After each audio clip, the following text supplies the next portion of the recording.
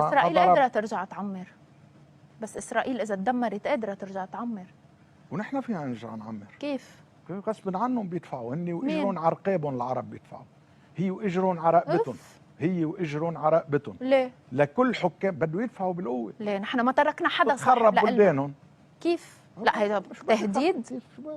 إذا ما ساعدونا طبعا غصب عنهم، هن واجرهم على رقبتهم، مش انه بدهم يدفعوا، هن واجرهم على رقبتهم. إذا قالوا ما بدنا نرجع نعمر لبنان، بتشوفي شو بيصير، عم نعمر أمة حزب الله. بتشوفي شو بيصير فيهم، بتشوفي شو بيصير فيهم.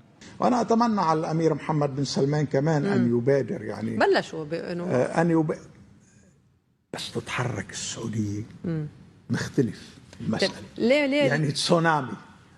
عرفتي كيف؟ يعني مش هيك، بدها قرار من الامير محمد انه مؤسسه الملك سلمان خلص فتحت، يعني تفتح.